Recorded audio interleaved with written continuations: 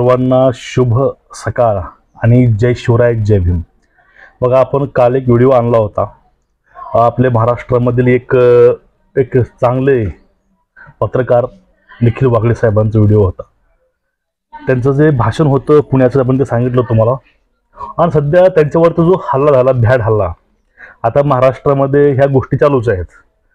बंदुकीनं गोळ्या घालणे, मर्डर करणे, ह्या गोष्टी महाराष्ट्रामध्ये सर्रास घडत आहेत. आणि महाराष्ट्र आता बिहार होतो की काय अशी भावना सर्वसामान्यामध्ये आहे. आता पुणे या ठिकाणी वागळे साहेबांवरती एक भ्याड हल्ला झाला. त्यावरती त्यांना मारायचा प्रयत्न झाला त्या ठिकाणी. मग त्यावेळेस जे राजकीय वातावरण होतं ते म्हणायचे की यावेळेस फडणवीसांनी राजीनामा द्यावा, याची रिस्पॉन्सिबिलिटी घेऊन राजीनामा द्यावा, ह्या गोष्टी होत्या. पण यावेळेसच आता एक यावरती मत खूप महत्वाचं आहे. ते मत म्हणजे की ह्या सर्व प्रकारावरती वंचित बहुजन आघाडी म्हणजे त्याचे सर्व बाळासाहेब आंबेडकर कुठल्या नजरियानं बघतात, ते कुठल्या उद्देशाने त्या गोष्टीकडे बघतात, हे खूप महत्वाचं आहे. आणि त्यालाच इंडिया पत्रकारांनी हाच प्रश्न विचारला की सध्या महाराष्ट्रामध्ये एक अराजकता माजलेली आहे, त्यावर तुमचं मत काय. त्यांनी त्यावरती स्पष्ट सांगितलं की हे आता कुठे आहे, मी आता म्हणत नाही, हे पूर्वीपासूनच भाजप करत आहे. ठीक आहे. आता ओपनली डायरेक्टली हे बाळासाहेब आंबेडकर भाजपा विरोधामध्ये बोलत आहेत. ठीक आहे. पण ह्याच काही एक 10 ते 12 दिवसापूर्वी वागळे साहेबांनं बाळासाहेबांविषयी सांगितलं होतं की बाळासाहेब म्हणजे बीजेपीची बी टीम आहे, बाळासाहेब मुद्दाम सामील होत नाहीयेत महाविकास आघाडीमध्ये, हे काही वक्तव्य आहेत. एकूणच वंचितला त्यांनी एका संशयाच्या यातून ठेवलं होतं बाळासाहेबांना. आणि त्यांनी खूप अशा टीका केल्या बाळासाहेबावरती, वंचितवरती, बाळासाहेबांच्या दृष्टिकोनावरती, बाळासाहेबांच्या चारित्र्यावरती. त्यांनी हे पण सांगितलं होतं की बाळासाहेब आंबेडकर नावाचा चुकीचा वापर करत आहेत किंवा त्याचा गैरफायदा ते घेत आहेत, तरुणाला ते फूस लावत आहेत.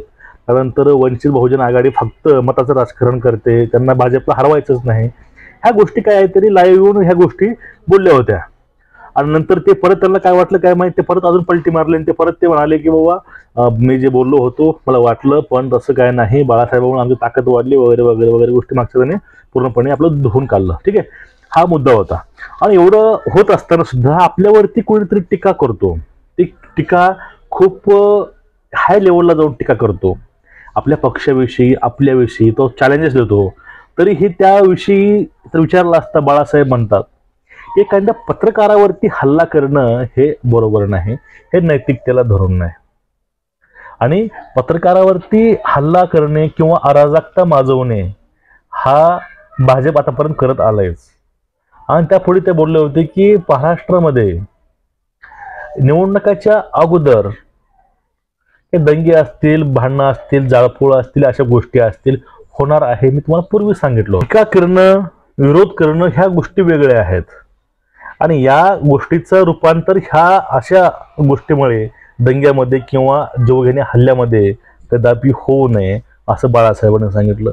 परत त्यांना पत्रकारांनी प्रश्न विचारला की बाळासाहेब तुम्ही या प्रकरणावरती नेमकं कसं बघत आहात की भाजप अशी गुंडागर्दी करत आहे.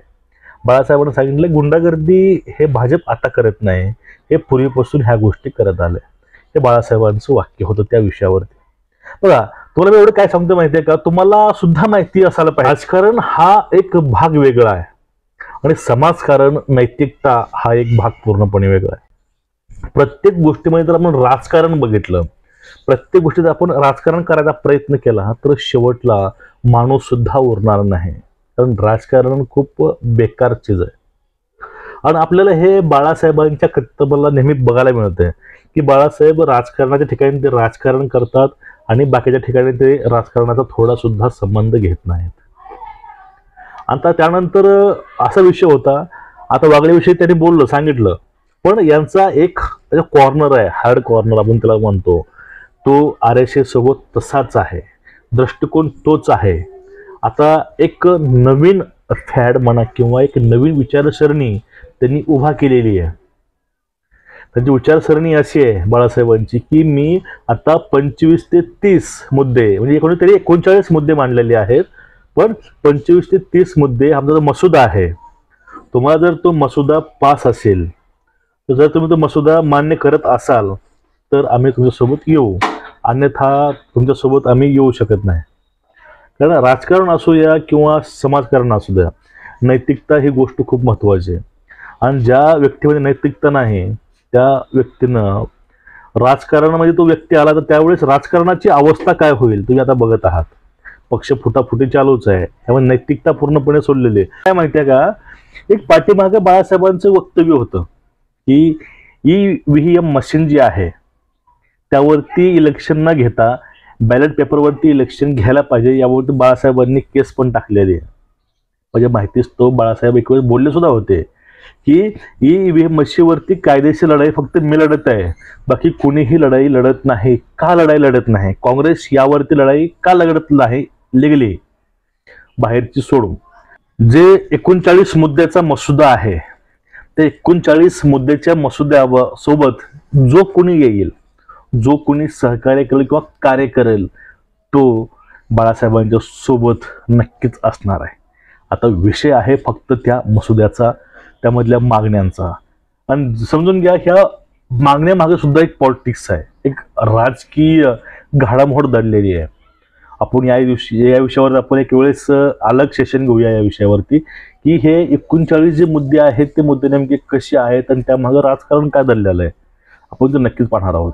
पण बघून घ्या, किंवा एखादा व्यक्ती वाईट त्याच्यासोबत वाईट राहणं, वाईट वागणं हे मानव धर्म नाही. आणि वाईटला सुद्धा चांगलं करणं, एखाद्यापर्यंत चांगली सहानुभूती ठेवणं हा खरा मानव धर्म आहे. हे गौतम बुद्धाची शिकवण, बाबासाहेबांचे संस्कार हे बाळासाहेबांच्या अंगी रुजलेले आहेत. त्याचं आपल्याला दर्शन हे वारंवार कुठल्या का होणार सर्वमध्ये आपल्याला दिसून येतं. आणि हीच विचारसरणी आहे, हीच विचारसरणी सर्वांनी अवलंबावी. आंबेडकर फक्त आपल्याला हवे तेवढे न घेता आंबेडकर आपल्यामध्ये पूर्ण कसे येतील, आपण ते पूर्ण कसे घेऊ शकू याकडे सर्वांचं लक्ष फक्त स्वार्थाकडे नसून त्या पूर्ण गोष्टीकडे असलं पाहिजे. त्यावेळेस आपण राजकारणाबरोबर आपण समाजकारण नक्कीच करू शकू. आता हे कालचं जे बाळासाहेबांचं झालेलं वक्तव्य स्पीच आहे यामध्ये खूप काही दडलेलं आहे. जर हीच गोष्ट प्रत्येकाने अंगीकारली असली असती तर आज एवढे जे घटना घडतात महाराष्ट्रामध्ये ह्या घडल्या नसत्या, कुणाचंही जीवाला बरं वाईट झालं नसतं आणि सर्व हे सुखानं आणले असते. पण यामध्ये राजकारण झालं नसतं. पण हे आता सध्या लोकांना राजकारणच करायचं आहे. त्यामुळं बाळासाहेबांच्या विचारसरणीला आपल्याला समोर आणायची गरज आहे. ते विचारसरणी प्रत्येक लोकांमध्ये रुतली पाहिजे, रुजली पाहिजे. मग आपलं महाराष्ट्राचं भविष्य, परिणामी भारताचं भविष्य हे उज्ज्वल असणार आहे.